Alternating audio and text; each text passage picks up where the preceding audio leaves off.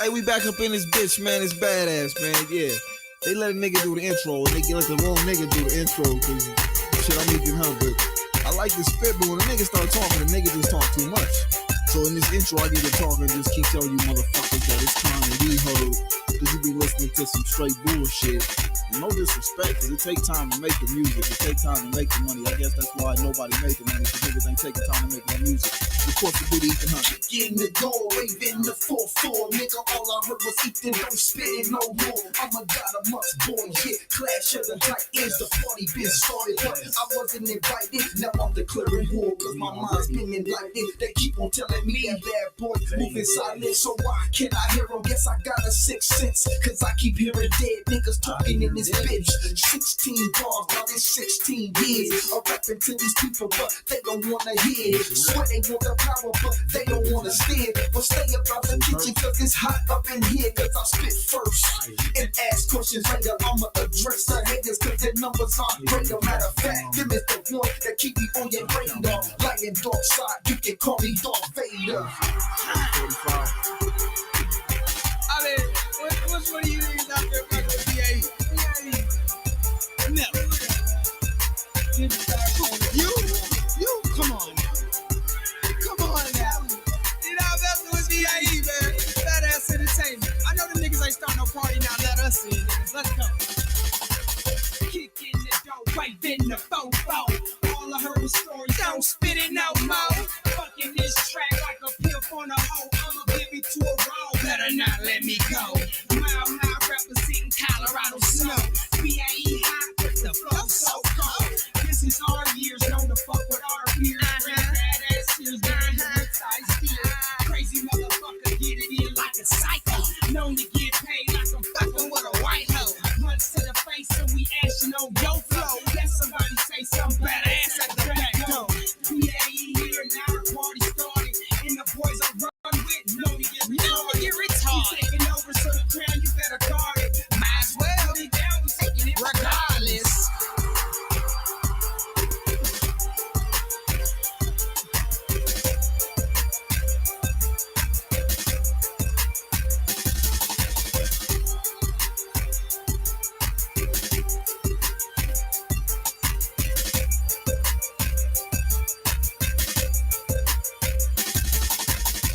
In the door, waving the 4-4. All I heard was LP, don't spit it no more. Well, somebody was lying to you, somebody was bullshitting. Let me find out who said it, guaranteed I go and get them. Better watch your fucking mouth, you know what this shit about. Think twice before you talk, BAE don't fuck around. LP, little picture stories and Ethan Hunt. Fo show, give us what the fuck we want. If you don't cooperate, while we trying to operate. Fo in your ass, major pain is what you take. Listen up and pay attention, Big Clary on a mission. Can't stand the fucking heat and get the hell up out the kitchen. You know what I'm here for, I heard that you had that. Bitch, stop playing with me, where my fucking droid at? Somebody was lying to you, somebody was bullshit. Let me find out who said it, guaranteed I go and get them.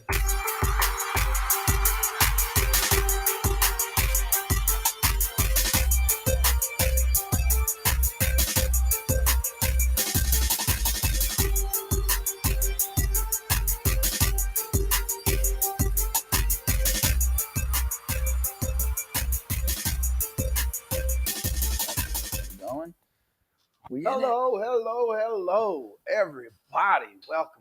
Welcome back. It's your boy once again. I am Chris Diggins with Black Conscious Convo. Once again, BCC, Colorado, whichever way you want to do it. This is me and my guest today, General Manager of Convo Dispensary, Colorado, Max. I don't know your last name. Did you know that? I see on the, yeah, I got it. Yeah. My last name is Pelly. P-E-L-L-I. P-E-L-L-I. Yep. Max Pelly. Yep. Love. Like Pelly. Remember that, y'all? That's what niggas used to wear back in the day.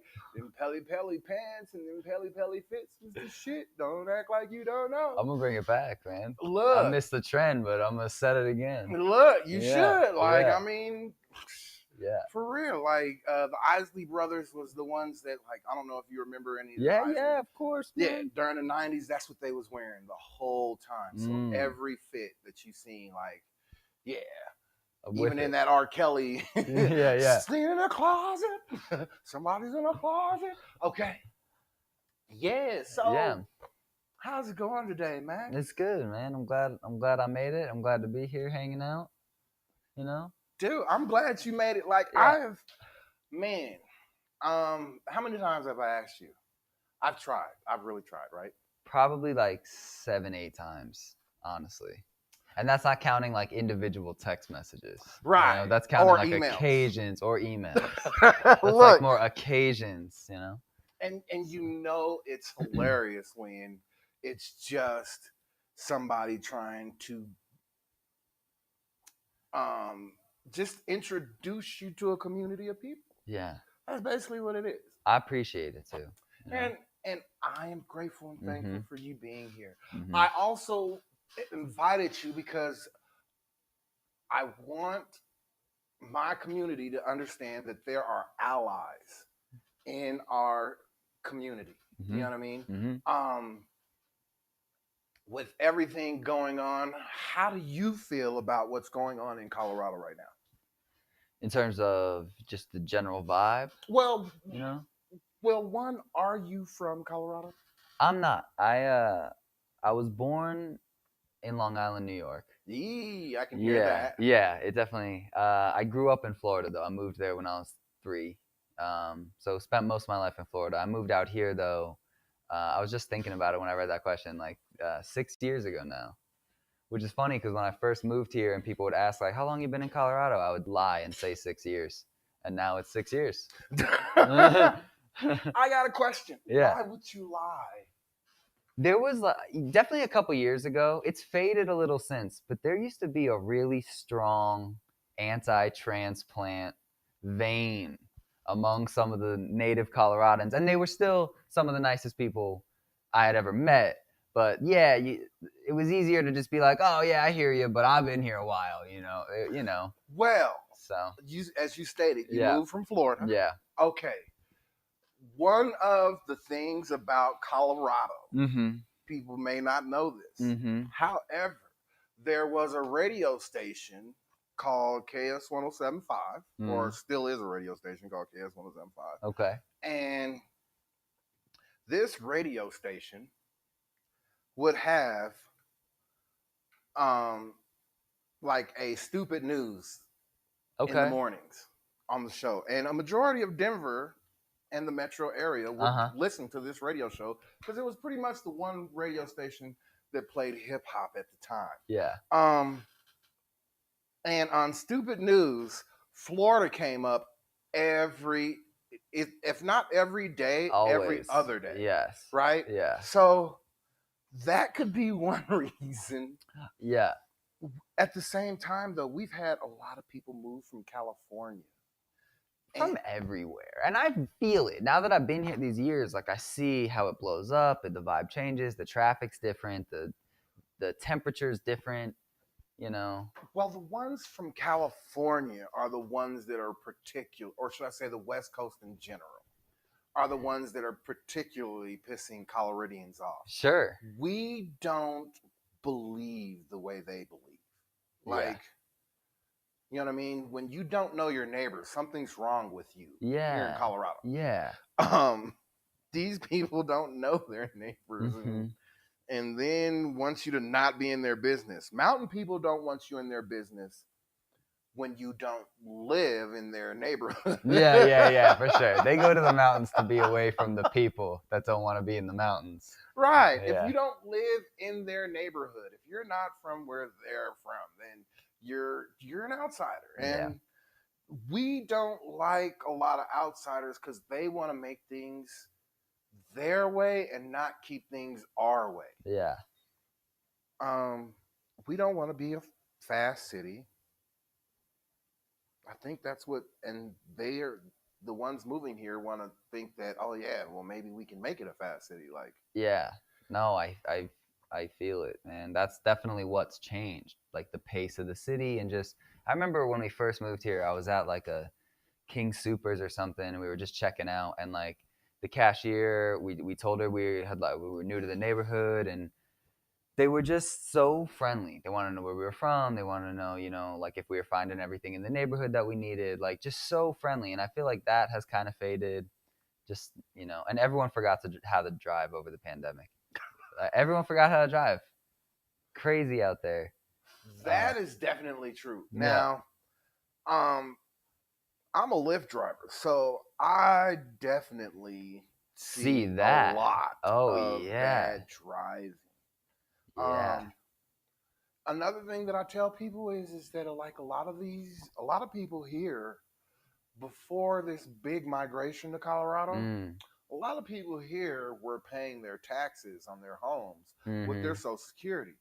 Some people would pick up an extra job during the wintertime, working at Walmart during the wintertime, maybe UPS, FedEx, something like that.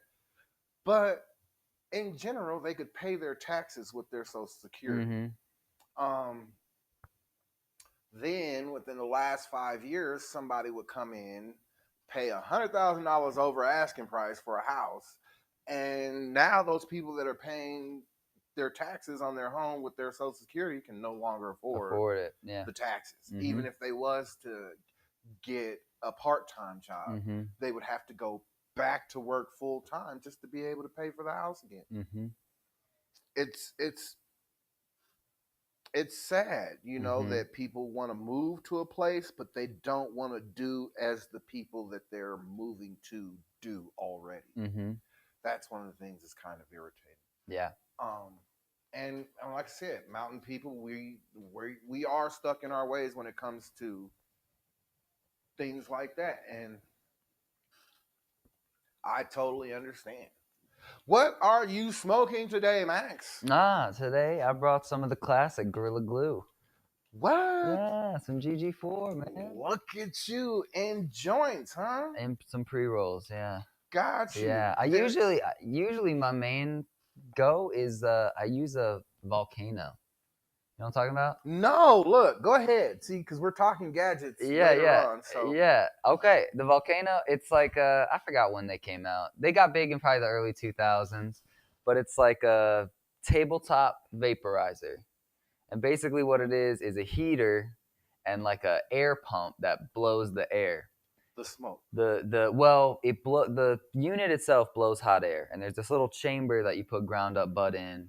You put that on top, so it blows the warm air through this chamber of bud, and it inflates this balloon. But they call it a volcano because it's kind of cone shaped, and then it has this like plume that comes out and like builds.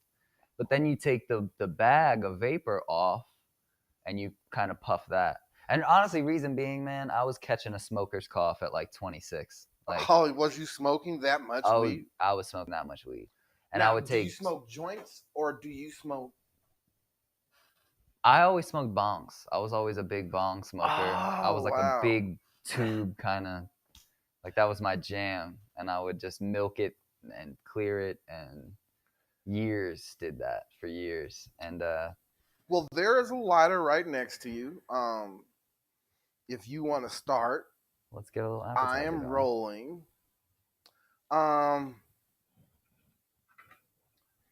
One of the things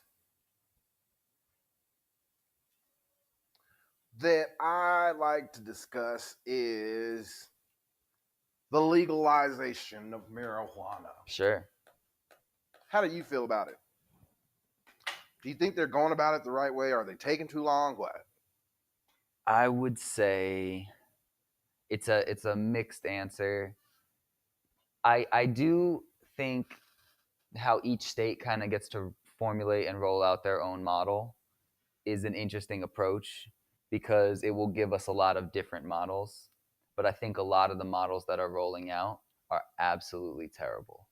So in that regard, no. It feels like it's not going the right ways. But I think there's still hope that one of these states kind of puts together. I mean, New York is saying a lot of good things as far as their program. I'm always for private cultivation. I'm always for expunging legal records and trying to not even repair the damage, but at least paint over some of the damage that that prohibition has done. The so-called war on drugs. Oh man. Yeah. That is So, one of my topics of conversation and entertainment well, today. and truthfully, I don't see legalization of cannabis as a de-escalation in the war on drugs at all. I think they're just going to focus on different drugs and continue to kind of, criminalize people and their behaviors or lifestyles or whatever. But I think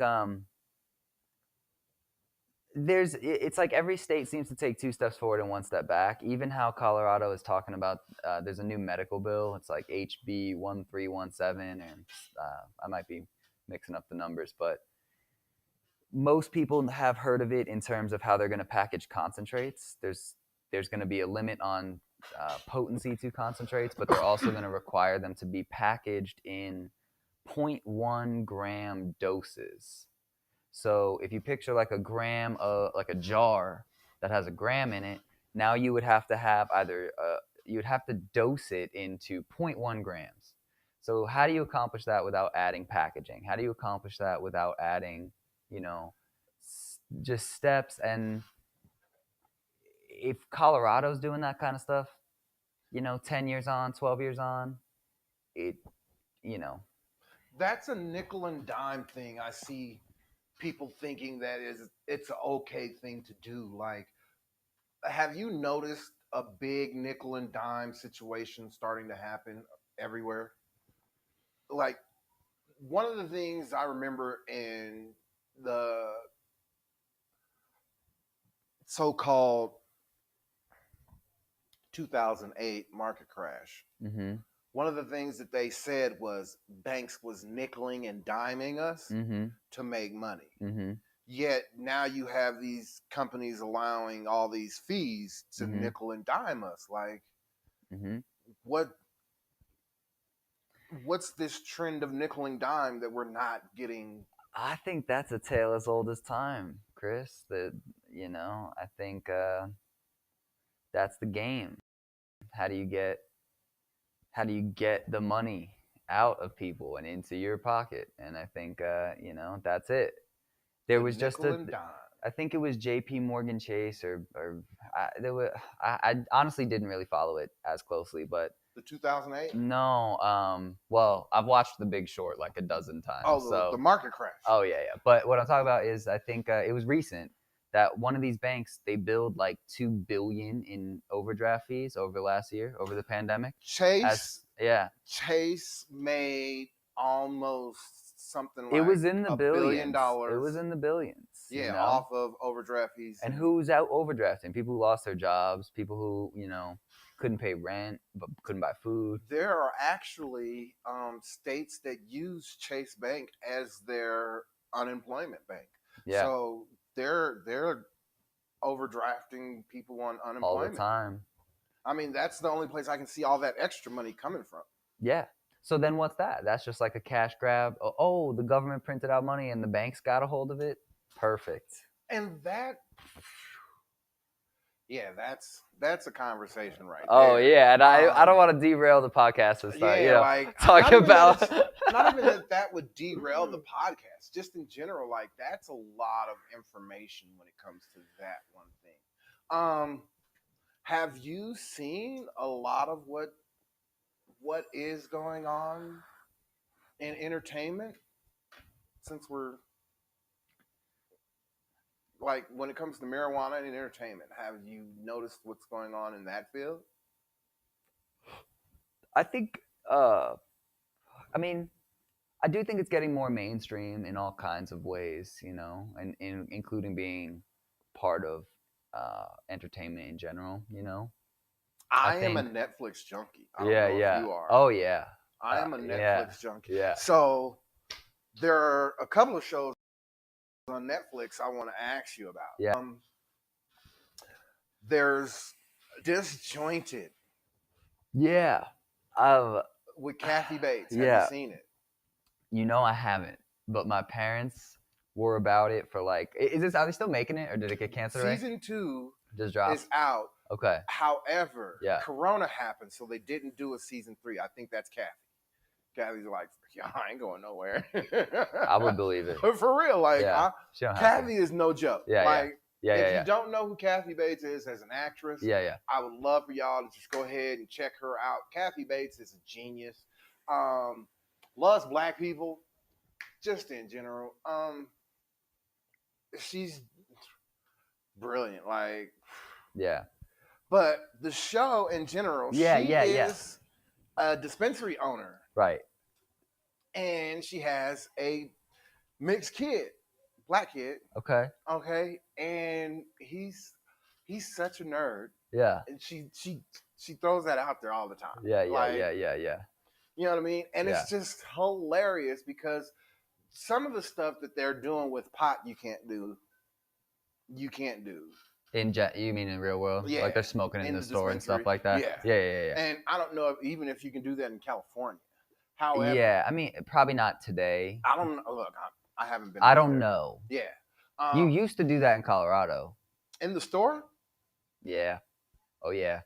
Remember in medical that slider door, we used to keep the clones back there. There's like an office off to the side before you come up on the stage.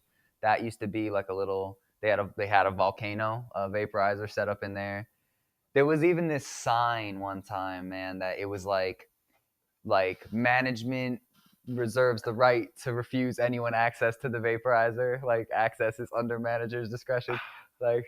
I had not a clue that y'all was doing that. So, and I guarantee it was popping off like that in California,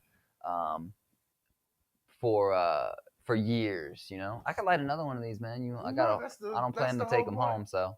That's the whole point. You know, we smoke together. Okay, I like it. Yeah, I mean, I'm going to share. You said you got Gorilla Glue, right? For those of y'all that don't know, I am smoking some cookies. Nice.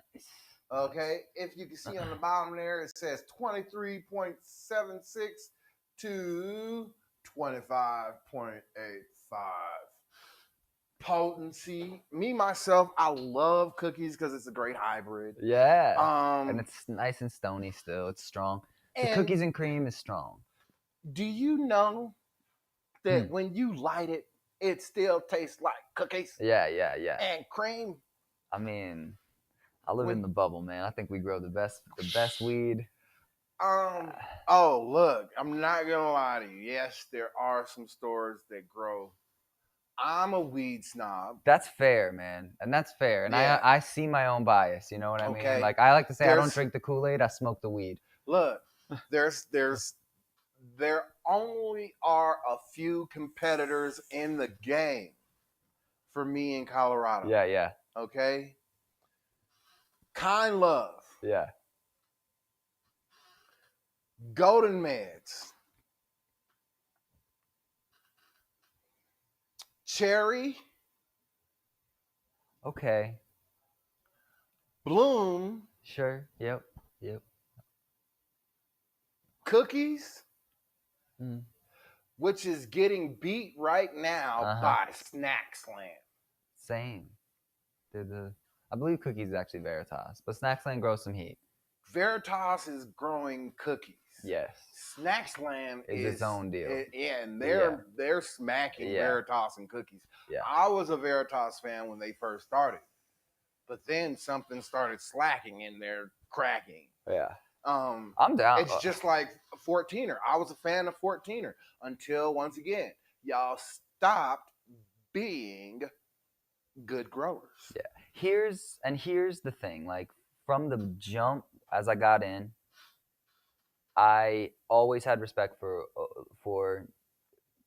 either just OG stores. Like 14er's been doing it for so long. Same with All Greens. Like those guys, they just represent, of a commitment to the industry and all of that I've always had respect for. They still cultivate good genetics, and that's kind of what Kind Love was on, and even Cookies and Snacks, and they do, I think, represent some of the worst aspects of the hype culture and just like the drop culture. But they're pushing the game. They're holding, a quality standard that I never get down on that. It's the places that sell, $40 shake ounces to people that, you know, that, yeah. I think those stores know that there's there's customers for those things though. Sure. And But I think a lot of times it's coupled with just like less integrity.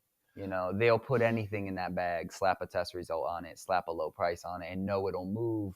now there are stores where I where they go like rainbow shake. Yes, that, and that's what I'm getting at. Where it's like it's genuinely like it's different, yeah. yeah, and there might just be, you know, Their might have worst, PM, they, it might have- maybe a gathering of all their worst stuff. exactly, and they're still trying to just Say that talk it's about nickel and dime, you know, stuff Yeah. that won't get you high, stuff you'll burn up in an hour.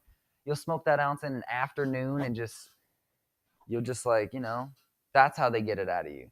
You know, That's the truth. that's how they get it out of you. Yeah, it's $40 an ounce. You'll buy 2 ounces a week trying to get high on this.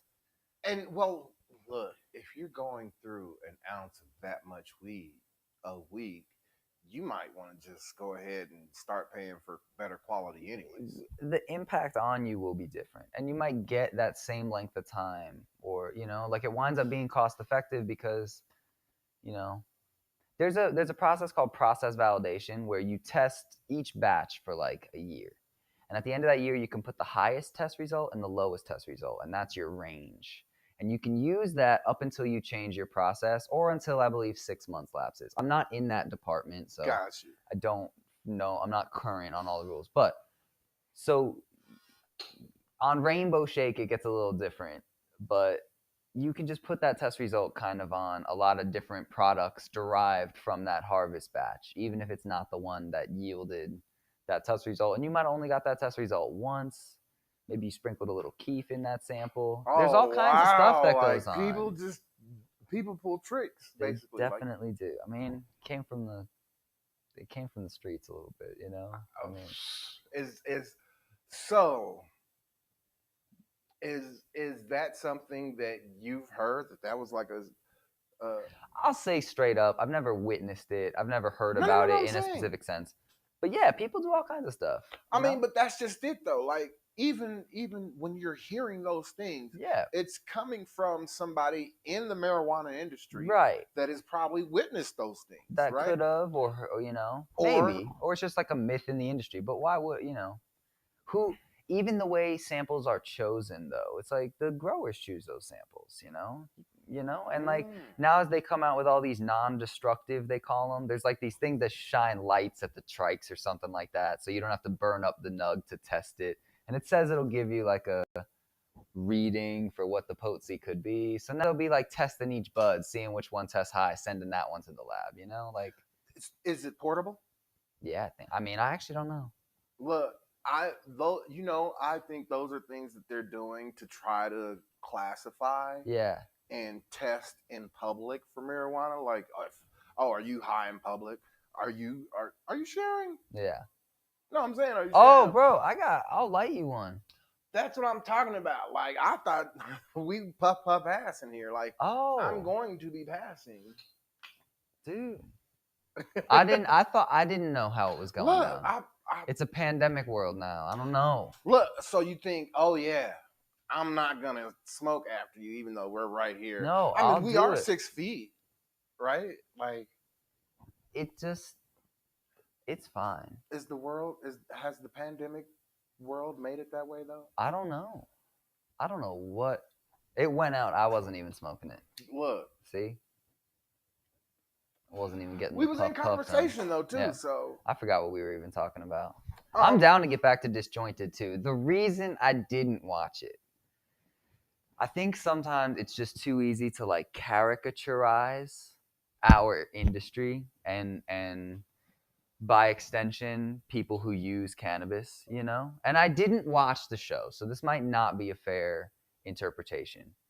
But, you know, there are a lot of like professionals, there are a lot of people from all walks of life that use cannabis, and there's a lot of legitimacy to how it's sold and how it's produced and all these other things. And I don't genuinely try to undermine that.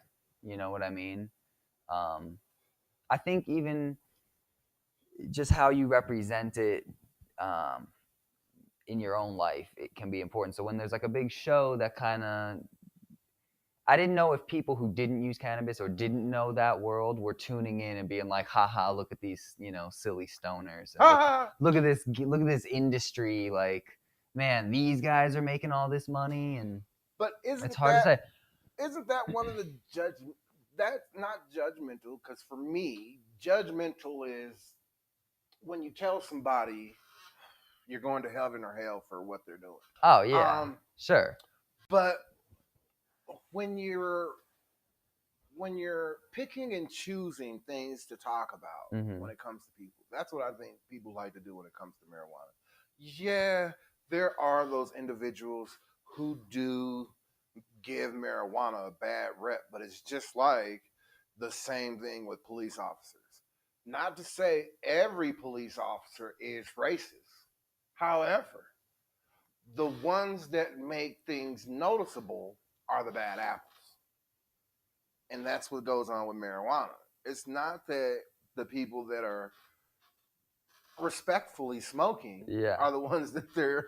I think even that, though, I think the stigma can be so strong. Like, Colorado has always been very cannabis forward. Like, Rocky Mountain High came out in like the 70s, man. Like, it's always been... give a damn. And I feel like that... about potheads. And I think that trickled into everything, even law enforcement. Like, their approach to it was nonchalant. Maybe not. I didn't grow up here, so I don't know. Law enforcement. Now, this is something that people need to understand about Colorado and law enforcement. With the shootings now, right? That's not what people know when it comes to Colorado police. In general, Colorado police look out for Colorado police. It didn't matter if you were black, white, Asian, Spanish, Hispanic, none of that. If you were a police officer of any color, that's who they looking out for. They not worried about anybody else who breaks the law. If you break the law, you got two choices. Get shot, get arrested. For real. Colorado did not care about who they shot, when they shot them, what color they were shooting. Okay? And this is all officers across the board. You didn't know, like, real racism in Colorado until you went to a county jail. Like, when you went to Denver County and there was these big old, when you went to Arapahoe or Adams County, you know what I mean? Beyond that, like, especially here, every color is pretty much free. Like, we're everywhere on every side. There's not no side of town where people go, oh yeah, you can't, they're not on this side of town, or they don't do that. You see everything everywhere here. You know what I mean? And that's what's always been great about Colorado. Whereas in other states, that's not possible. Well, in Florida, and especially where I grew up, it was definitely a little different. I mean, Florida's a big state, and it's got a big population. They're talking about 25 million people by 2025. That's a lot of people. Colorado, I think, is 10 million. If Colorado had 10 million people, I may be confusing it with some other states, but only because the population's kind of grown. But it might be 6 million. Yeah, Colorado about 6 million. Yeah, it might be 6 million. But New Jersey might be like 10 million. I was just looking around. Look, if Colorado had, if Colorado had a double number million of people, it might get there, man. But that's the problem, though. Yeah. If Colorado gets a double, it's gonna have to spread like east, No, all that carbon will destroy Colorado. Oh, it's destroying everywhere. No. Yeah. Like right now, Denver is already smog dry, warnings and right. With the carbon in the air, it's even drier. So that brings the desert climate from the south upwards. You want to get into people don't grasp. You want to talk about financial system or climate change first? Like, we can get into it, But we can get into that in our tech. Well, all I was gonna say was in Florida, you know, and where I grew up, there is just like an intense law enforcement presence in Florida, and to the effect where like you almost feel like you are kind of being watched, and again, kind of all colors, you know what I mean? Not necessarily of all wealth classes, That's the thing. but of all colors, you know. And like where I grew up, like they're looking for me. They're looking for like a young teenage white kid with an ounce of weed in the fucking console, who they could arrest, put into the drug court system where I'd be on It makes money. probation for 18 months, drug test weekly, Yeah. drug test are random, out profits. of pocket, monthly court date. That's the game, you know? Yeah, that's So, the profit making. yeah, That's yeah. So, that's what a lot of people don't get, is that once you're in the system, that's how they say, okay, let's make some money. oh, and then I wouldn't have a badge. I wouldn't be working in Colorado right now. And I was fortunate, you know, but I had a lot of friends that everything was a felony there too, as far as cannabis. You got a bowl on you, it's dirty, that's a felony. You got a bowl on you, it's clean, we'll knock it down to a misdemeanor. Like you got a hazy Ziploc bag, you're going to jail. Doesn't matter if there's nothing in there. I see some shake on the floor, like, can you step out of the car? And again, it didn't happen to me, but man, it happened to many people I knew.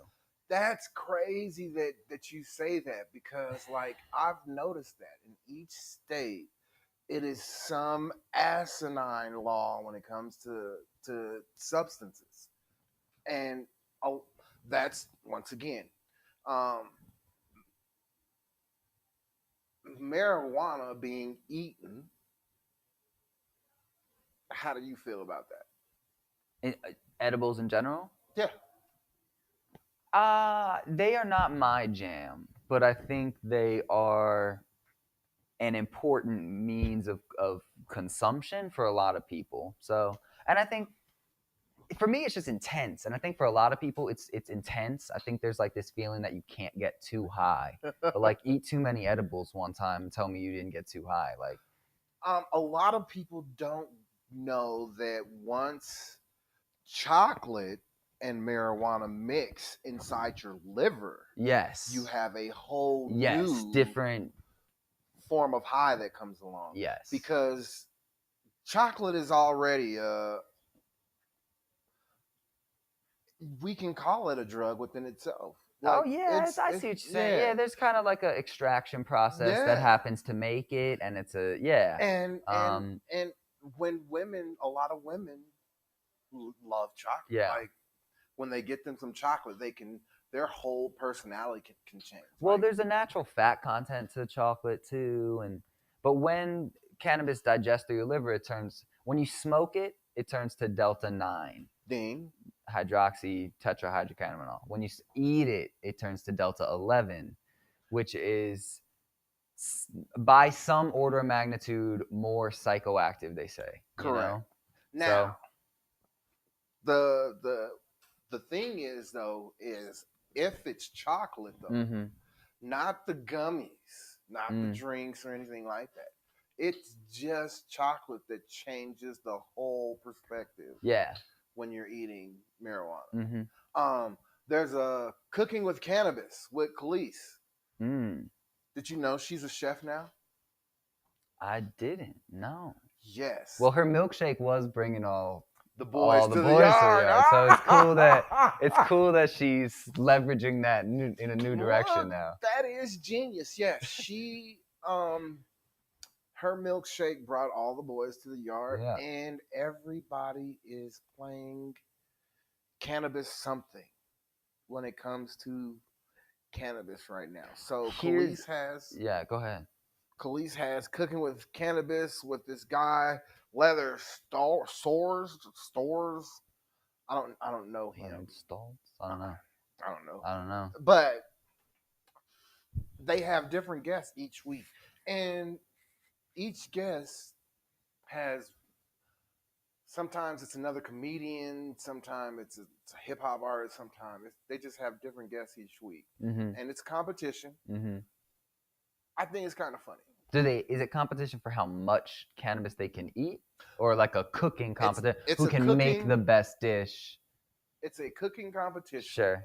And whoever makes the best dish with infusing of marijuana, okay, is the winner. Something like $100,000. Okay. right? That sounds all right. That's a good winner. That sounds all right. How do they tend to infuse it? There was one guy that said he loves to infuse with flour. Straight flour? Yeah, straight flour. So he's making like a butter or like an oil. Nah, he just was grinding in the straight weed in the like food? as it was seasoned. I think that's a miss. I don't know. I didn't get to that section. Some of the first brownies. I'm still watching. Some of the first brownies I ever had, we didn't know what we were doing, and that was the way you did it. And we left all the weed in them. And man, now Keef. Well, that was the if thing you that use you just did like back Keef, in the day. Yeah. But once again, until you find that there, once again, the hood didn't know about weed butter until we seen somebody on YouTube post a video about it. And we just happened to be searching on YouTube. Marijuana. Weed butter. Oh my gosh, we was doing this shit all wrong. Well, I think you could just sprinkle like some Keef in there. I don't know. Because Keef we thought we was getting high in high school. Well, distillate's kind of the thing, man. You know? Well, once again, that's what they're using. And I think like, I don't know. It just, they don't hit the same way. You know? I think for me, I felt more of a head. Yeah, always. Than I did feel like a smoker. Well, whereas not that I'm saying that there's a level, or not that I'm saying that. No, I am saying that there's some couth and some tact that folks need to have, and folks don't have it. So, I remember waiting all fucking week long to get high. Do you remember that?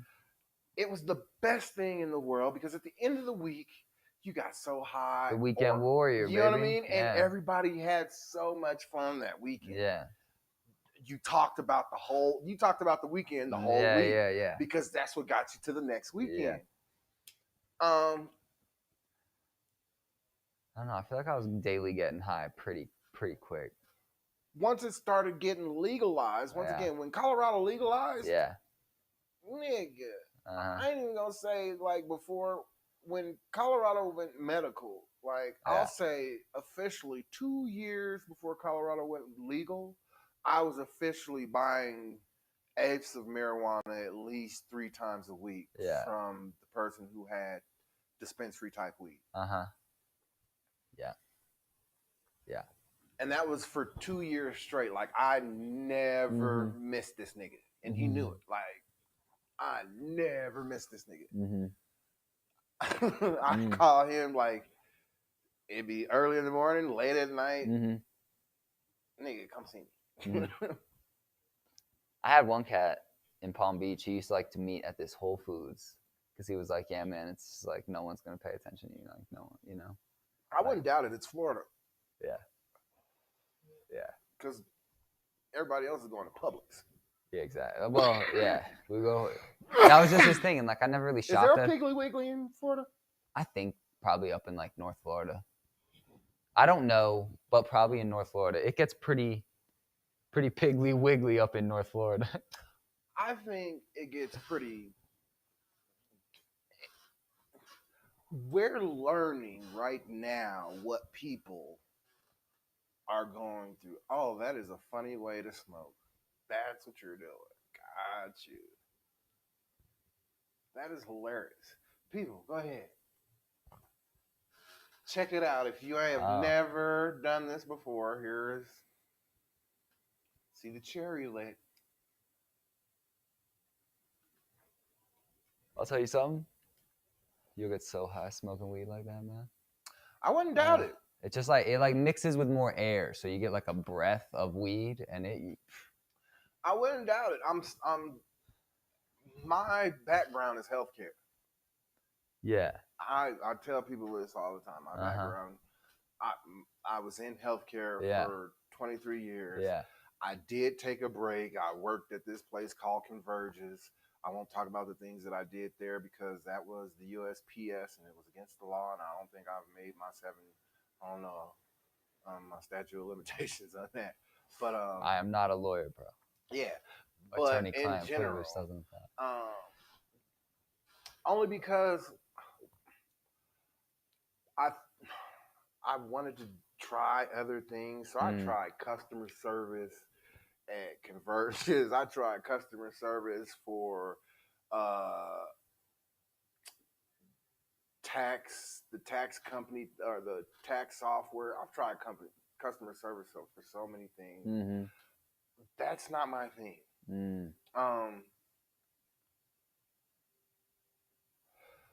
I don't mind serving people. As a healthcare worker, I know I am a servant. Mm-hmm. I know the end justifies the means of my service. Mm-hmm. Whereas in customer service, that's just something that people want. Mm-hmm. Yeah. Oh, I know. But I get it. It's not for everybody, man. I've had so many staff members that just, you know, the way I kind of describe it to people, it's just like there really is like a barrier, like a level. Like it's hard to like phase me these days. I feel like, I don't take any of it personally. Like I don't know any of them personally. I'm not acting to get at someone personally, and if they are, it's like pretty apparent, but also it's easy to just kind of like. Is that raising? Not to interrupt you. What do you mean? Is that raising? Like, were you raised that way? Like, I practiced it, man. Well, there's things that like I do a podcast about black love, black and brown love. Mm-hmm. One of the things not talked about in my community is, once again, how to love, like for black men, how to love their black woman. Mm-hmm. And for a black woman, how to love. We're not raised that way. Mm-hmm. Guys in the hood are pretty much raised like, you better not be out there fucking, you better not be out there doing this, you better not be out there doing that. Mm-hmm. Girls, you better not be out there having sex, you better not get your fast ass in the house.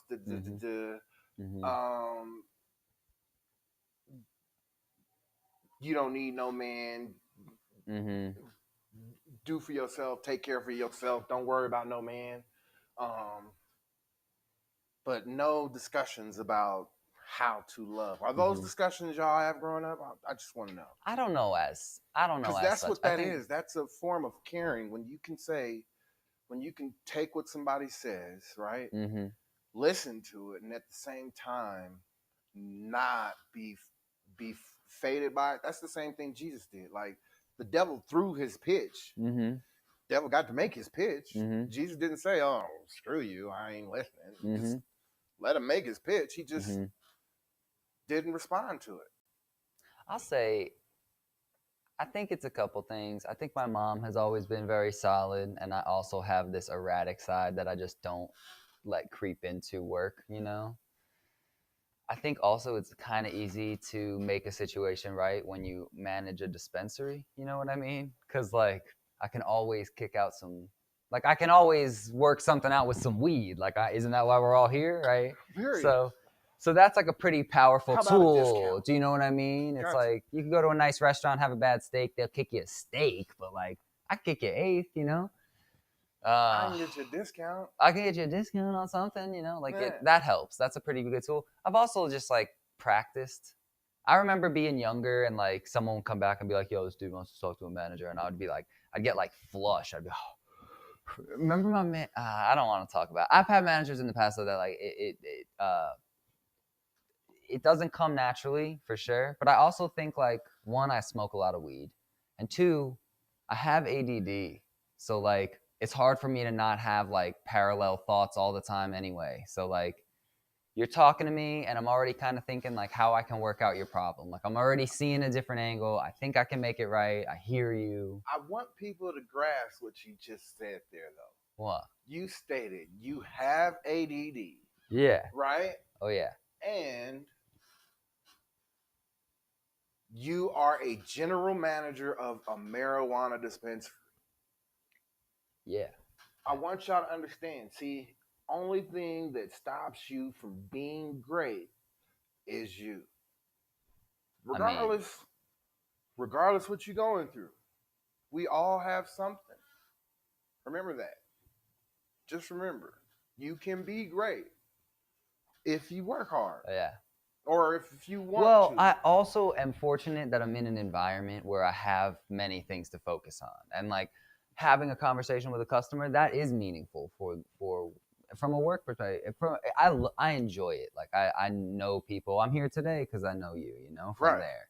So I've always loved that element of it too. So that helps. Like I do see people, and when they have a complaint, like I can see when it's genuine. I know how I would feel, and I can see when they're being just unreasonable too. I And met you on the act come up according- though. Remember, Yeah. like I remember when you didn't have a green badge. Yeah, yeah, definitely, I man, for sure. yeah, I remember when Ron was there, Oh yeah, the homie. oh he's Like, killing it too. yeah, Ron's doing good, man. I bet. Like Yeah. Ron's a genius, a hood genius. Like I so respect Ron. When I seen Ron over at Kind Love, I was like, wow, you're from the hood. Mm-hmm. Like for real. Like Mm-hmm. Ron from the hood. Oh yeah, And Ron had the chops, man. And Ron was just a good dude. He's a good dude. I miss him. I'll see him. I'm actually going to see. Well, I'm gonna go out there and see him soon. So is Ron in Oklahoma? he's in St. Louis. St. Louis. St. Louis. Aren't they legalizing or They have a medical program. They're voting on recreational, I guess, next year, 22. Okay. And he's running something, huh? Mm-hmm. He's GMing out there, man. Oh, man, Mm-hmm. that's what I'm talking about. Mm-hmm. See, and that's the thing. Now, do you see a lot of us in the industry? Not customer wise, just working wise and Yeah. ownership wise now? Ownership, I don't know what the landscape is, truthfully. Like, I'm not at that level, myself. You're not that so, deep into it. And I think even most owners, like, kind of stick within their own realms, But there's a lot of people that have been around the industry a long time, so a lot of reputations are out there, Gotcha. I can't speak to that level. But I think there is getting to be more of a cross section. Some of my strongest coworkers have been all different types of people in all different walks of life. I mean, Ron's a great example, but I think incompetence knows any color too. You know what I'm saying? And like real competence, like, man, that's what I'm after. Positive attitude, it's like good vibes and just like a down to earth mindset. You know what I mean? But there's still a lot of heady Colorado cats though, so to say. The one thing I consider myself a work in progress, and your statement of how individuals basically just need to hold themselves accountable, right? Yeah. Mm-hmm. It's remain a child or choose to grow. Mm-hmm. And yes, growth happens over time. There's, there's levels to Mm-hmm. it. You never, I don't believe as a human we can ever stop growing, Mm-hmm. no matter what age we are. Mm-hmm. And I believe, or should I say, I feel that a lot of people don't want to be grown. Mm. Being grown means you accept everything that you do and hold yourself accountable for everything and anything that you say, do, feel. So emotionally, physically, spiritually, emotionally. Mm-hmm. Yeah. Mentally, physically, spiritually, and emotionally. Mm-hmm. Excuse me. Mm-hmm. And that's my thing. Like I see what you're saying. There's people in the industry that don't. and you wouldn't be able to learn or grow from it. There's all types of reasons people. I like to think of the cannabis industry as like a star, and there's a lot of planets that fall into orbit around it for a reason. You know what I mean? And you get some big comets and asteroids that just like zing through too sometimes. But Either which way. yeah. So there's all different. The one common variable is like at least at the retail level, like people consume a lot of cannabis, and I think for some people that can be a force for good and a force for like a soothing force or a motivating force or whatever, and for other people it can be a demotivation thing, and that's fine. I mean, whatever they want to do, like there is a place for them in this industry, but I think there is like a hunger and a lack of just people with a big picture mindset for what they want to do and be, what they want to learn, where they want to be. I think sometimes there's a lot of stagnation. And people feel that, and people direct that all kinds of ways, and I mean, I don't. I apologize. No. I know, like for me, like I know, like myself, I'm not promoting any forms of pride, because I know within myself, pride causes a form of arrogance. That is, pride is the devil. Pride is the devil. Yeah, you listen to that know album? it. Thank you. That album was good. Oh my God. And it's so true. Yeah. And nobody, and the ones that are seeing that can grasp the evil. Mm-hmm. I know pride allows me to be so arrogant to where when I get angry or when I get lustful or when I get anything, it is completely okay because pride says, not because anything else, because pride has allowed me to be so arrogant. And for those that don't grasp that, there are times where I have to go, okay, I complain about some shit, right? What you got? I complain about some shit, but then I go, does this need to be talked about? Yes, it does need to be talked about because somebody's not saying something. Yeah. And that's the thing, is that we don't speak ill of the seven. We know we're supposed to live above the seven deadly. We don't speak ill of them. We promote them. We cheers people's greed. I mean, I think there are examples of like powerful Black ownership in cannabis. You know who Wanda James is? She's Simply Pure. Very outspoken, and been in the industry a long time, and has kind of always been that way. And I think it's definitely an underrepresentation.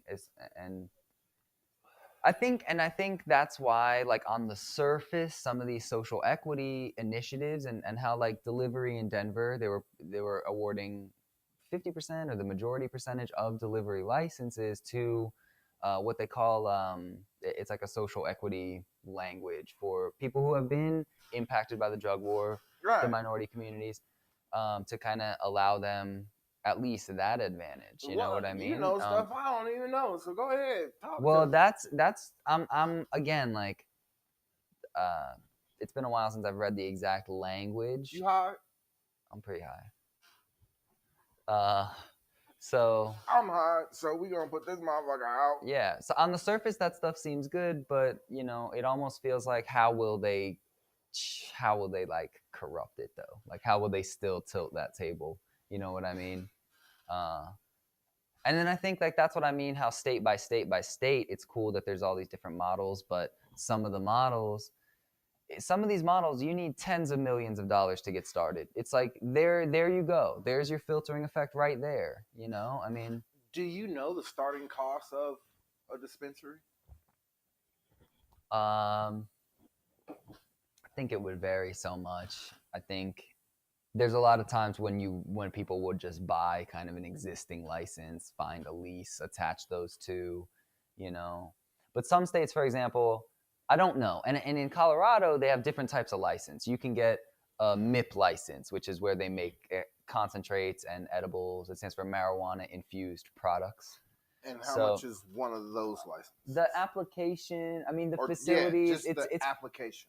the applications are like $10,000, I believe. Like maybe less, maybe more. I skip that section when I read the rules. I'm retail, you know what I mean? Right. Like I'm a retail guy. But at the same, but I'm not say saying it's that $10,000. You're supposed to know the details. Well, sure, but that's just part of it, because then you got to think like the facility cost. If you're trying to run extracts, like there's fire codes that come into play, and because they'll process some of those extracts with butane or propane or ethanol, like big quantities of ethanol, like all these flammable solvents, and sometimes they'll pressurize a cylinder or have a jar that's sealed up and building pressure inside there, and like in Denver they consider that like a bomb, essentially. Correct. So you have to, at this altitude. Yes. So the facility you have to conduct that in it's got to be like 10-foot walls, not really, but a bomb shelter, Right. essentially. That if this stuff explodes, the damage is minimized. So that is expensive. Mm-hmm. I mean, if say you're making gummies though, and you wanted to get into like a kitchen, I don't know, you probably get that started for like $500,000, $600,000. I'm making that up. I'm making that number up, but you know what I mean? I'm not asking you but for I think any type of specifics. Yeah. Like I said, I think this is just conversation about just general about what you do know. Well, all right. So say you are going to buy one of those, like an existing dispensary. The way they value it is kind of based on a revenue number. So like, remember Sweet Leaf? Okay. So Sweet Leaf they were on track to make like, a lot. Yeah, say like I don't even know, but like I'll make this one up too. But like say it was 80 million, right? Yeah. Like it was probably costing them $81 million to do that, right? They're losing money, Right. but they are an $80 million company, and if someone wanted to come along and buy them, they would just say, "Oh, you're an $80 million company. I'll give you 1.580 million." So now you're a $120 million company out there. Based on what? Based on nothing. So I think a lot of that goes on, and the fake evaluations got you. Yeah, I think extorted evaluation. Right, and just so the game's, it's weird, man. It's hard to say. It's because it's a cash industry, though. Like in general, they know that large amounts of money are being moved through marijuana. It's just they don't know how much specifically due to the facts of them not being able to get the money. They get the money during taxes, correct? The state gets the money during taxes. But if they was to like get that money through a bank and be able to scan each and every dollar like they do for banks, there would be a whole different set of rules. I mean, at least from a retail perspective, like everything is very closely tracked. Like the bank. I mean, not like they don't know each sale when they want to come and get into it. I'm saying just the at the end of the day, the basic thing that they see is all the sales are correct, leading to this number. That's what I'm saying. Yeah. Whereas in the bank can sit there and go, government, we're getting this much money in the stream from marijuana. Yeah. We can do this. Because that's what's honestly, once the banks get their hands on that type of revenue, that's when we'll see the industry change. That's what I think. Because I mean, all right, a lot of times national banks won't necessarily get into cannabis. It'll be like these state banks that you work with. I'm just kind of speaking from my own little perspective, but it'll be kind of your like a local bank, and they are under just a lot of scrutiny themselves. So they have to like be crossing every T and dotting every I. But like, who can trust any bank? You know what I mean? Like, when, as soon as the major banks can get some of their hands on that money, because what do banks do with our money? That's the question, isn't it? Invest it. Yeah. You know what I mean? In GameStop. You know what I mean? Yeah. And that's what I'm saying. So, you know what I mean? Think about if they actually knew, here's my thing. This is just once marijuana gets legal, once that, what would that be? Liquidity, right? Mhm. Once that liquidity hits major banking systems throughout America, those banking systems are now going to be able to test cryptocurrency. Whereas into where they can now control so much going in and out of each thing to see what it does, what the market does, because they can play with so much money now. Yeah, they play with a lot of money. Right, that's what Play they with a lot of do. money, They just man. play with money. Like, Mhm. what's your dog? I'm a banker. Oh, you play with money? Dang, yeah. Yeah, yeah. You know what I mean? That's what they do. So once they get that liquidity, cryptocurrency is going to freaking change. The whole market is going to change because just once again, that they said, don't quote me on this, but Florida made 80 something million. Is that correct? Oh, I don't know. I would think probably more. I'm just saying, like, Yeah, but some of these companies, I mean, during COVID, 80 something million dollars for marijuana. Probably. I would believe it. I would believe it to even be kind of higher. But yeah, that sounds about right. So, but I think that number, liquidity wise, from one state, what is? I don't even know what Colorado's at right now. It's got to be more than that, I would think.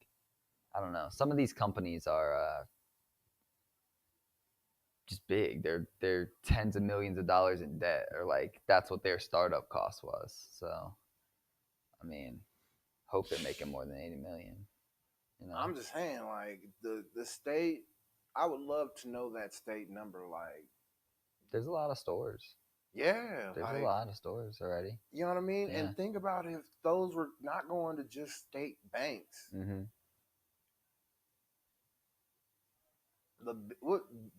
knows? Like, who do you bank with? I have a credit union. Oh. Alliant. They're great. Shout out. Yeah. He said shout out credit union. Yeah. All right. Yeah. So I don't know. Before that I banked with Wells Fargo for a long time. I'm like, fuck Wells Fargo, man. Hate them. I have a couple credit cards with them that like I don't want to close because they're like my oldest ones and blah blah blah. But so you bullshit. Have a credit it's some union bullshit. And a bank. I totally understand. But the bank I really just kind of use that credit card with, and fuck with me once, charge me a fee one time, I'm closing that, you know. But the credit union, they're solid, you know. They refund ATM fees, all that. They paid a higher interest rate. Look, still not high. But I have a credit union. Well, I have two credit unions and a bank. Yeah, credit union, man. Yeah, I just got Canvas. Okay. Yeah, just got Canvas, and I'm a member of USAA. Shout out USAA. No. I'm not even gonna lie to you. There's no bank better than USAA. I don't care what y'all offer. There's nothing that you can offer that USAA can't beat.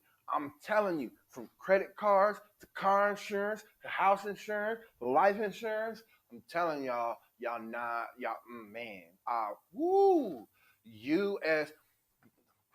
I apologize for going in like this, but USAA, even their app, like, I apologize, but yeah, I shout out USAA. But then I have KeyBank, and I'm gonna say this about KeyBank: I'm buying your ass. That's it.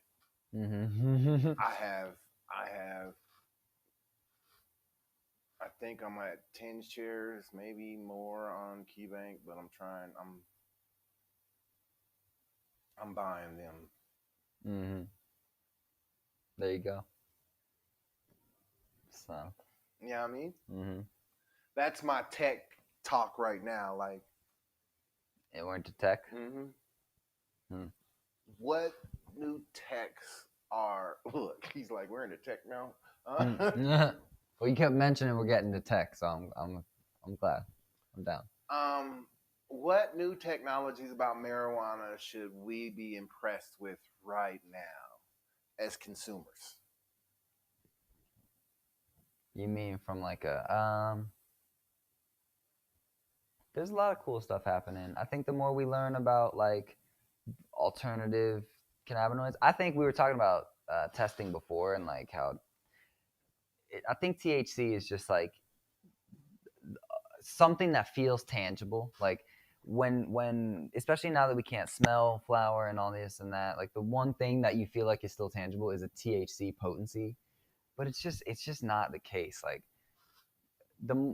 there are certain genetics that will always kind of smack you. You know what I mean? It doesn't matter if they test at 12%. I always say like if someone had to smoke a joint and guess the percentage, no one would ever get it. No one would ever get it. Everyone would be like, "Oh, this one's 25," and unless it was like really bullshit. I don't think I don't. But if it's good weed, you're once not again, gonna. I've smoked some shit that was like. I remember we had some shit that was like. It tested at like 17, 18, Mm-hmm. but that shit hit like because of the way it was just grown. Mm-hmm. It hit like it was. Yeah, man. I was like, what is going on? Yeah. But once again, there are things that when people set themselves in their mind. Exactly. Yeah. You know what I mean? Like we can lie to ourselves now out loud in our minds. You're right. You know what I mean? Whatever's in our mind can be the truth. Mm-hmm. I don't know how that works, but Dave Chappelle talked about it. Yeah. I bet. Gotta love He Chappelle, did. man. Gotta love Chappelle. He was like, one of his stand-ups, when can we get off the train? Mm-hmm. You know what I mean? Like, people living in their imagination. When can we get off the train? Mm-hmm. Yeah. What were we talking about before that? Technology, new tech. Oh, yeah, new tech. So I think, like, a lot of stuff is using, like, CBG is getting to be pretty big, and I'm still kind of feeling out, some of the ideas behind it and what it should feel like, and trying to determine how to describe how it makes me feel. But it definitely has kind of...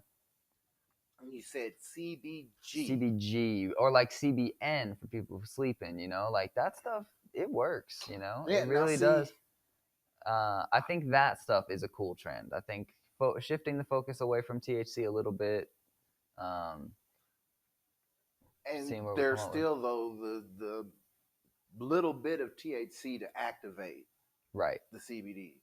Right. Whereas I don't know if hemp has an activation in their CBD. Mm-hmm. The one that they're selling locally, like CBD for everybody. Mm-hmm. Have you? Because the tests show different stuff across the spectrum. Yeah. Well, I think CBD for is hemp. Yeah. I don't know. I know marijuana is actually really, really tested. I think what also influences all of the spread of information is just like who's trying to market what idea. Like it's all kind of new. A lot of the testing is new. A lot of the, there's like a market aspect to it that shifts the narrative around a little bit, I mean, like if you take CBD from hemp and you just isolate it, yeah. You know what I mean? Like, right. We don't think about how long has it been legal? Honestly, like 10 years now, right? Yeah, it's been like 10 years. Mm-hmm. So for it to be officially illegal 10 years, this is a 10-year-old kid that's growing up. What do you think it'll look like 10 years from now? I don't know. One of the reasons I support like private personal cultivation being legalized is just because like then it doesn't matter.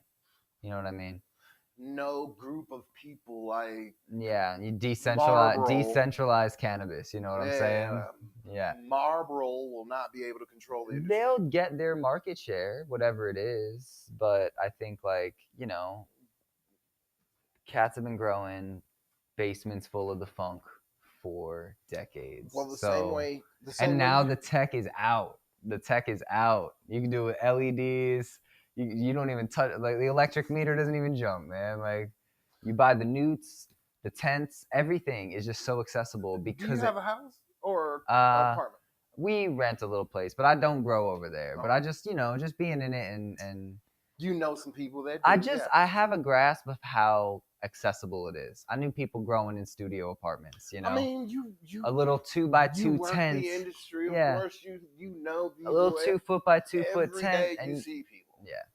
Little tent, you're growing weed, You get a fan, you get a light. Even the fans, they gotten so quiet. Like, it's chill. Get a carbon filter. So I would prefer that be legal, But I think history has shown, even if it's not, it's going to happen, and it's easier than ever now.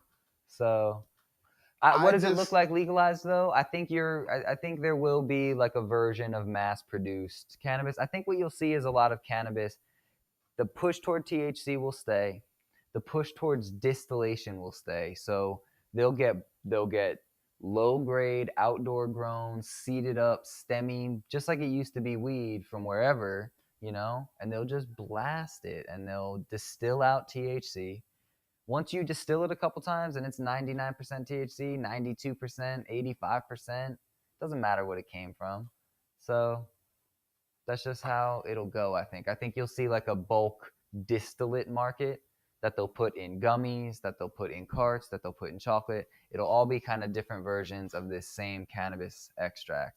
It's going to have its own section like liquor. It'll have its own bulk version, I think. There was this whole thing with coffee where they talked about coffee in waves. There's like first wave, second wave, third wave coffee. And I think like we'll see a second wave. Are you a coffee guy? Yeah. I like a little coffee. Got you. You're getting married. Yeah, got married. Excuse me. Congratulations. Mm-hmm. You didn't tell your boy? I'd probably mentioned it to you in the store. I wasn't telling people. You said you was engaged the last time I got engaged, and then we kept postponing the wedding. We were supposed to get married not during this February, last February, during COVID. It was originally planned before COVID. We postponed then for a different reason to April. By April, COVID was blowing up. So we let it ride, but it was November we got married. So. How is marriage? It's good. We were together 9 years. Well, we will be together 9 years. We actually met on my birthday, which is in September. So wow. We'll be together 9 years in September. September Virgo? 6th, yeah. Virgo. Wow. That's crazy. Is she a Sagittarius? Yeah.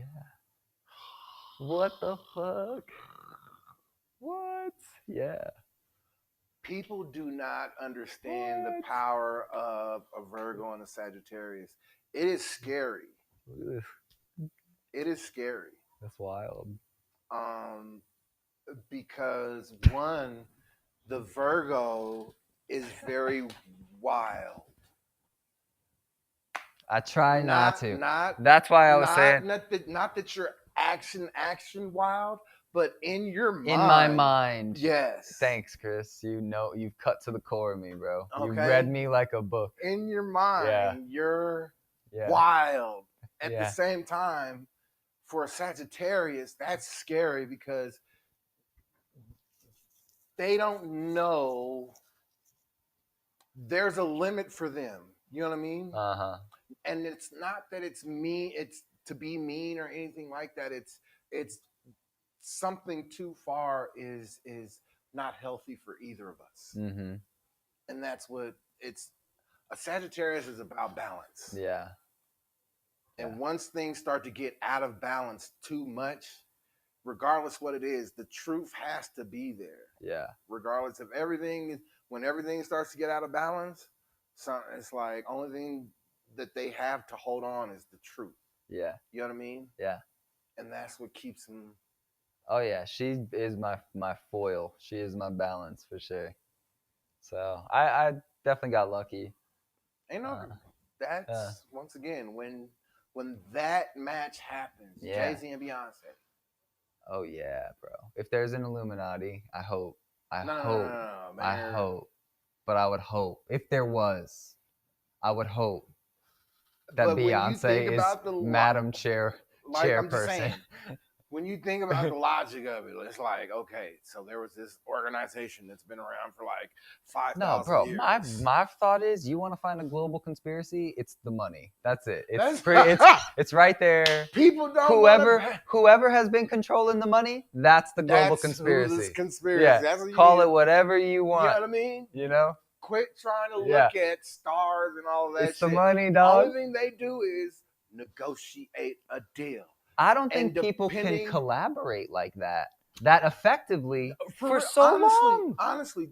Honestly, here's how it goes. The lawyer talks to the management. Management tells the artist, this is what's going down. Here's what we've been presented with. Mm-hmm. Right? Goes back to management, to the lawyer. Lawyer goes, this is what they're asking for. And then they send it over to their lawyers. Mm-hmm. Mm-hmm. Nobody's seeing these dollars change hands or watching. They're not even seeing when these numbers hit their bank accounts. They just know that these numbers are going to hit their bank account. I mean, global central banking might be something like a global conspiracy, but I think like there've been, control of that has changed faces and hands. And then I think beyond that, there's just other big money interests. Just it.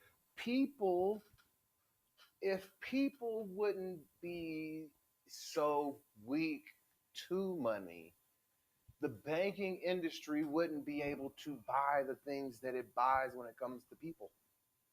Or should I say, money wouldn't be able to do what it does to, not that money, because it's not money's fault. No. Does that make sense? Mm. Right?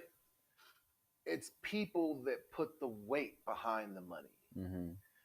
And with that being said, if we wouldn't put the weight on money that we put on money, there would be other things that we would value more. I think the weight we put on money is coaxed, is engineered, and it's through consumerism, through media, through social media, through FOMO. Well, for me, media means the marketing platform in exactly, the whole thing. Exactly, anything you can interact with as a flow of information, be it advertising information, but misinformation, disinformation, and real information, propaganda, whatever you're into, like all of it. And there was a really interesting documentary. It was called The Century of the Self. It was on the BBC in I don't remember if it was the 90s but it was about how there was a cousin or a nephew of Sigmund Freud who was all about, the innate desires, like the latent, your id. And Freud thought, everyone was trying to fuck their mom and some fucked up shit on the inside, and that was our true subconscious, and Sigmund Freud was kind of a fucked up person. Oh, dude, he was so fucked up. Honestly, he was mad. And all of his theories are widely debunked. It's weird that he's still relevant, but he made psychoanalysis a thing and blah blah blah. Because that's it. Because Western European history has him on that plateau, and that's because remember the story about how Shakespeare's name got written out of history? There was a movie about how the Queen had Shakespeare written out of the actual Shakespeare. And I'm sitting there watching this show called The Kingdom on Netflix, where the emperor would cut off the heads of the family members of all the lineage of one family just to end a family. This can't be happening, right? And in general, those individuals hold that type of power when it comes to history. Mm-hmm. So we're just getting what? Right. History is written by the victors, they say. Yeah. Yeah. Uh-huh. I don't know. It's interesting though to think about. Right? I just Yeah. I just find it interesting in general, especially like when it comes to marijuana. The stuff that goes on that they associate it with. Yeah. Just imagine if it had like a tradition the way alcohol did. I mean, alcohol it makes sense because you can ferment shit by accident. We got 420. Yeah, but I mean, look back thousands of years. Look back tens of thousands of years. Like people been getting fucked up, on this and that. Well, Mushrooms, psychedelics, that stuff makes sense Native too because it just Americans have kind been of smoking grows. peyote and It just kinnikinnick grows. and- It's just there. Alcohol. You come across some rotten fruit and you eat it and you get kind of drunk and now like, oh man, like that you can ferment by accident, right? So like growing weed though, and especially like wild cannabis, it was stick weed. It was not what I mean, think about it. this Like, modern weed Kush we comes smoke. from the Kush. Yes, but it's also been like worked with. They might have had. I mean, of course, just like opium. Yeah. Opium is not the way that opium is processed over in other countries is not the way it's processed here in America. Mm-hmm. A lot of people don't even know that. Mm-hmm. By law, that's one of the things that you have to do is be able to grow it and cultivate it the same way that they have changed it up to have to. You know what? I figured I'm not taking these home. Oh, Let's light these. y'all see this man is trying to get high, y'all. Like, he's really not trying. He is going to get high. Got you. Thank you. Look, I've been high. I've been high for the last 40 minutes, man. What's the Dude. timestamp? Right now, we are at 1 hour and 28 minutes. Is that a little eyeball? Yes. Okay. Right now, there's nobody in there. Right on. But there's been people jumping in and You know what? We're in here, bro. That's right. Yeah. Either which way, it goes into Facebook as a record, and then it goes on. It's on YouTube Live. So, you know what I mean? Either which way. You know what I mean? When it comes to sports, have you been paying attention to what's been going on in like basketball? Sports is honestly like the one topic, man. I can't even really fake it. I'm not a follower. I heard the Nuggets won. Game 6 win. Not even a Game 7 win. Got them. And I said right then and there, this is one of the extents of my sport knowledge. Super mascot Rocky is the key, bro. He's the highest performing athlete in the NBA. You seen that guy? Or a girl. That could be a woman in there. You don't know. I don't know.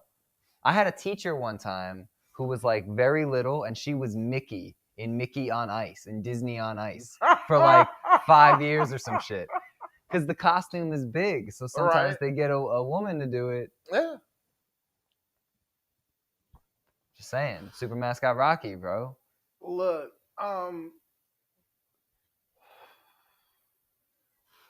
when I heard that the Lakers got beat and the Nuggets won, that right there changed the game. Only because everybody anticipated the Lakers getting one more in there. All right, so here's how here's where I'm at. Gotcha. Is that who they were playing, the Lakers, or was the Lakers another series? No, it was the Nuggets Lakers versus was- Lakers. The Lakers was playing who the Nuggets are facing next. Okay, Yeah. okay, that's what I meant. Who did the Nuggets beat? Game 6. I want to say the Phoenix.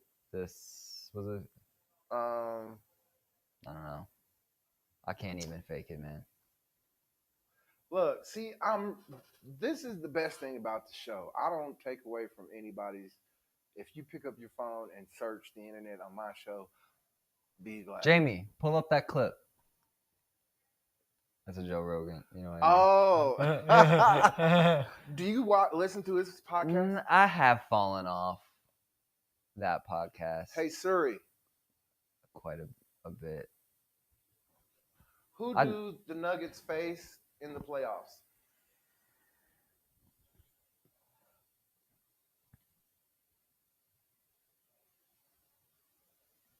I'm just not a good fan. Give me anything. Give me like music, movies, food, politics, Hey a little Google, bit. who do the Nuggets play in the playoffs? Monday, the Nuggets will be playing the Suns at 8 p.m. Oh, they play the Suns. So they play the Phoenix Suns. So the Suns beat the Lakers. Damn, son. Yeah. Damn, So son. if the Suns beat the Lakers, And one time I was in Oklahoma. The only time I ever saw the Lakers play, I was in Oklahoma, and they were playing the Clippers. what were you doing the Thunder. in Oklahoma? Conlove has that store out there. Oh, So I went out to Tulsa, and they're doing a good job. And I just we just wound up going to this Thunder game, and they were playing the Lakers. And man, it was like a close game. I think the final score wound up being like, it was like 118 to like 114 or something like that, and the Lakers wound up winning, but it was close. It was cool. It was cool to see. did you know about Tulsa, Oklahoma? Yes, when I went because of Watchmen. You see that? Gotcha. You watch Watchmen? Yeah. A lot of Yeah. people found Oh, out. for sure, a lot of people found out, I bro. mean, like, One of the guys I met in Tulsa was from Tulsa, and he said, like, yeah, man, I found out from that. Like, he said, like, we knew a little bit, but we didn't, just the portrayal of it, which I'm sure wasn't far off, you know? they dropped bombs Mm. on black people. Oh, Nobody even thinks about that. Like, wild. they dropped bombs. In like a little crop duster plane. Right. Like, Yeah, get him. like, Fucking shit, dude. isn't that crazy? Yeah. Like, and for history, once again, written by the victor, Mm-hmm. it was, oh, this is what happened. Mm-hmm. This woman got raped in an elevator. Mm-hmm. Yet nobody could corroborate the story for all of that. And then it was only supposed to be like, only about 25, 30 niggas died. No, man, they're finding graves and stuff. Yeah, like only 25, 30 niggas died.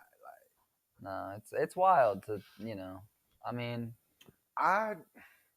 Me myself,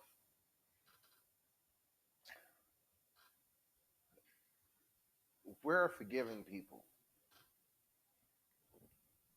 And that's what people need to grasp. There is nothing to worry about future-wise when it comes to letting us be able to live in America. Only thing that will change is everybody will make more money legitimately. Does that make sense? I mean, if that's an issue, I don't understand. mm-hmm. No, I mean, When the immigrant community is all incorporated in with black people and white people and all the rest of society, only thing that can happen is a country that grows and makes, as long as we don't fall into the seven deadly once again. And that's the thing. We do have to put some. Do you guys see me, myself, I talk God. Do you talk God? Do you believe? I would I'm consider not myself saying more of a church. non-believer. Not in church, not in religion, not in God. I would think A higher power. I think that concept for me has gotten complicated you know, in the sense that like we don't necessarily understand even the principles that kind of guide our physical reality. We don't really understand what consciousness is, how it came about. We don't really understand. I mean, people Those are sometimes, especially people in the cannabis game, they'll like to those talk are about, great values huh? to throw out there. What do you mean? That go ahead, repeat your Oh statement. yeah, oh definitely, yeah. And I think that's it gets the concept for me seems to spiral very big very quickly, and I think a higher power or God is one possibility. I think there was a really interesting thing I heard recently where like in the theoretical map of what the entire universe looks like, you know, because when the Big Bang kind of happened, like it didn't distribute everything equally. It kind of built like a web, and when you zoom out on these big like conceptual theoretical maps of the universe, it starts to resemble kind of like a neural network, kind of like a, you know, When it is explained in its book, when people are taught that that form of science, it's taught the universe by design mm-hmm, is grand. mm-hmm. Who designed it? You know, I mean, I mean, to to to to take away from someone's greatness at the same time is one thing. I understand. mm-hmm, However, when certain things occur mm-hmm, in your life, mm-hmm, right, that no one else could have done, mm-hmm. what do you think that is? Is it luck to you? I think like take a Not to say that I'm at the one thing I ask people is what is it that God hasn't done for you then? I think, like I said, we don't necessarily even understand Mm-mm. what this all kind of is. You know what I mean? So to ascribe it to a being is kind of one way to go about it. That I you know, I'm not saying that I'm not asking you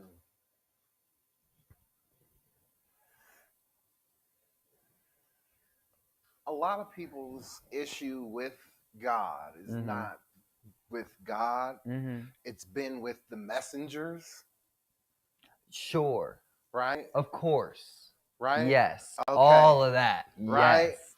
Okay. Yes, So, and when I say like you want a global conspiracy, talk about the yes, money, like there is kind of an extortive element to a lot of how some of those institutions are set up. that Like is I'm what from I'm Florida, where look, Scientology is, you look, know, I'm not like all once of them are again. represented. You know what I That's what I'm mean? saying. Like Yeah, there's even it's some there. Santeria down in Miami. You know, and so I'm saying in general yeah, though. I'm not asking what from an outside perspective. I'm yes, saying you specifically because that's what God is.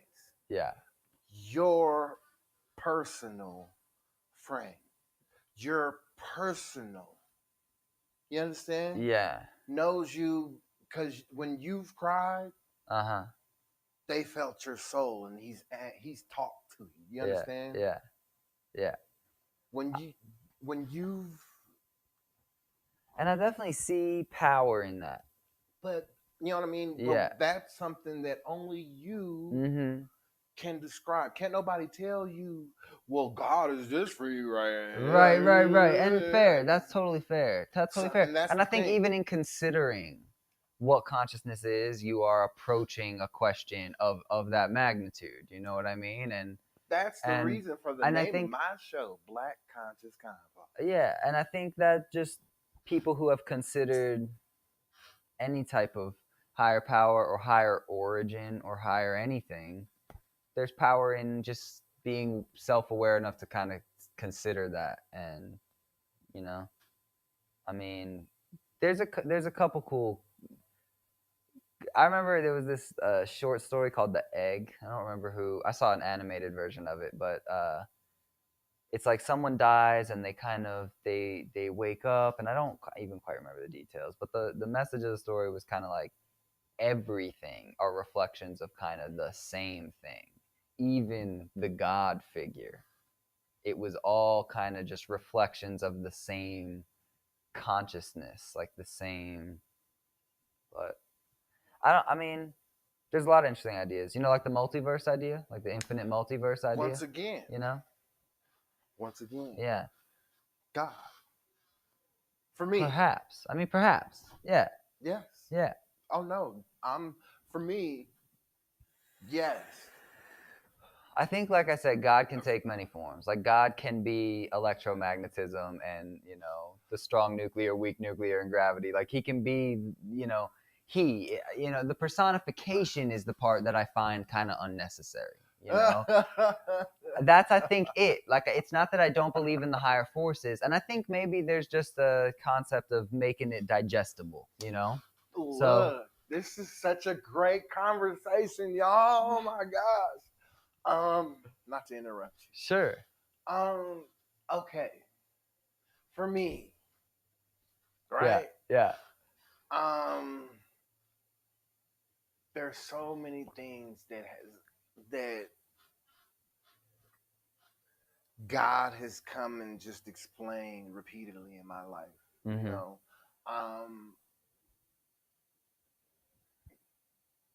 I used to be so angry. So pridefully, arrogantly angry. Mm-hmm. It gave me so much strength. Uh-huh.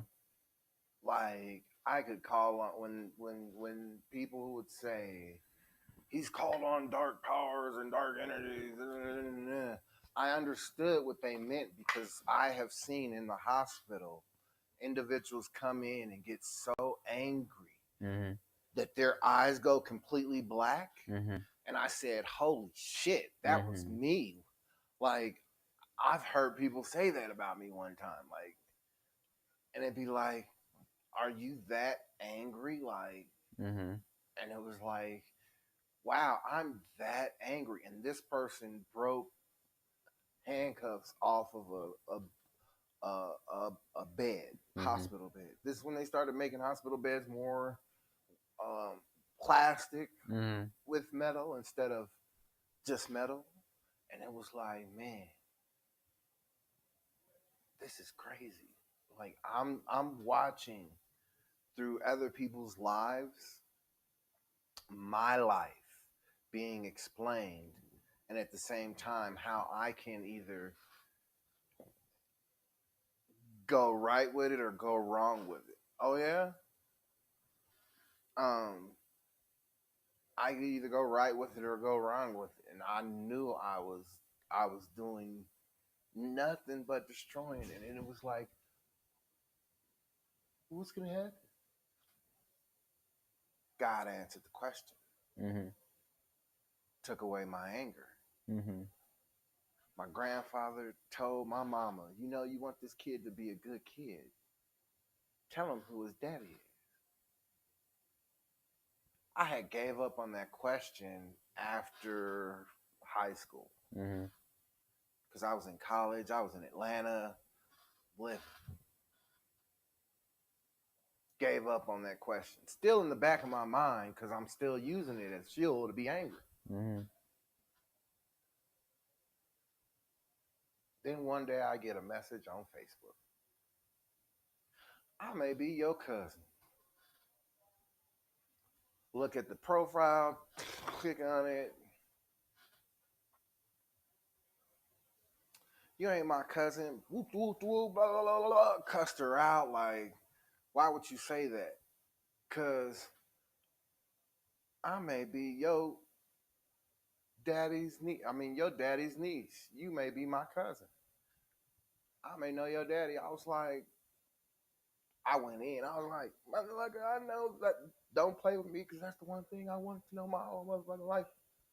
This is in a Facebook message. Don't fuck with me. Like I said, if if you know who my motherfucking daddy is, send me a motherfucking baby picture of me. Click. Got off Facebook. Started making music because that's what I did. When I wasn't working, I always made music. Music producer. Nigga. 30 minutes later, she came back with a baby picture of me. I had never in my life seen my baby picture. I'm saying all my pictures started at like a weird ass fucking 8, 9, 10, 11, 12, shit like that. Mm-hmm. I'm saying that's the youngest fucking picture. Maybe 5 at the most, 6. You know what I mean? Mm-hmm. Nothing before that. Somehow, some way, my daddy had my baby picture. On the bottom of this picture, which I still have a picture on my phone to this day. Yeah. Says C.L. Diggins on the bottom of it. Yeah. Polaroid from Colorado General Hospital. Yeah. I don't know how this nigga, I don't know how they had it. I don't know who these people was. Mm-hmm. I don't know what made her want to do that, to reach out. I have never even got on social media and been like, who my family is. Mm-hmm. That's when I knew God was real. It's got deep, man. For me. Yeah. That's my testimony. Mm-hmm. I don't mind telling folks it, you know what I mean? Because I know before I was straight shitbag. You wouldn't even like me before. Dead ass, my guy, you wouldn't not like me at all. I apologize for talking that much about God. Nah, man, no worries. But like I said, that's my testimony. I know someday somebody may have that type of testimony in their lives. But that was me.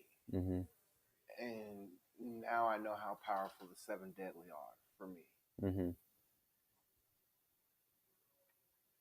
I mean, I think, it gets deep, you know? Yeah. So.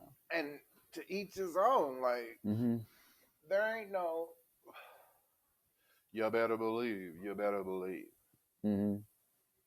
That's what's so great about God. Free more Asian. And this is why I think that he looks back without hands on. Because before he was hands on, made himself known. You know what I mean? And each time he kept saying, don't do. Man kept doing more. You know what I mean? Destroyed cities, caused floods, so forth and so forth. Man kept doing. So then he's like, you know what? I'm saying Jesus. Why is it that y'all can't live right? And Jesus lived as a man. Now, this is the one individual that's in a Bible that is spoke of in several different languages from continents that ain't even supposed to be communicating with each other. You know what I mean? And I'm probably largely ignorant. Not that the Bible is spoke of. You understand? One man is spoke of in several different languages and several different religions that were never supposed to be communicating with each other. And that's the thing that's most fascinating with me. How is one person in so many different books? Whose idea was that? I think I'm high, man. Is that why you gave that to me? Oh my gosh. You think I'm not? Like, he said, I am not leaving. These are all Gorilla Glue? Holy shit. I may not even. Oh, that's good. Well, what do you think about Star Wars, bro? Man. That whole franchise has been taken to a whole nother level of Yeah. entertainment. Like Disney, I applaud you. Even with the new little, you see the new, Bad Batch or whatever. yeah. No, I haven't watched any of it yet. I commend Disney for, or should I say, just the whole, what y'all that the work that they're doing, genius. Entertainment wise, video game wise, you're a Nintendo man. Yeah, I've been playing with my Switch. What games you got on the Switch? I've been playing lately. I've been playing this racing game that was like dumb and cheap in the download store. It's like this old school like arcade racer game, but you gotta like buy the car and like level it up and like so that's always fun. That's what I've been playing mostly. But Zelda comes out. Tony Hawk's Pro Skater comes out this month. Got you. And then another Zelda game comes out. You know who's about Zelda? Ron. Ron played some Zelda, man. Look, no, for us in the beginning, Yeah. we're all Nintendo junkies, right? I am the only one, I believe, who has not made the jump into Nintendo. Everyone that, excuse me, everyone that I know who has an Xbox also has a Nintendo Switch. Isn't that crazy? I have an Xbox and a Nintendo Switch. Isn't that crazy? Yeah. So see, now you're like number 8 now that I know. And that's like the weirdest thing. Like, not only do we have Xboxes, and the ages range from how old are you? 32 this year. You don't know how old you are? Look. Yeah. Well, I had to think. He's high as shit. Yeah. Y'all seen that? It took him a minute to think about his age. All right. I'm 44. I'll be 45 in December. But yeah, I think that's amazing that so many people that were on Nintendo back in the day are back on Nintendo. And on Xbox. Yeah. For sure. What are you doing on Xbox? I haven't really played it. I've been playing my Switch. Because you've been traveling? No, I've been playing my Switch. I just like it. So. Gotcha.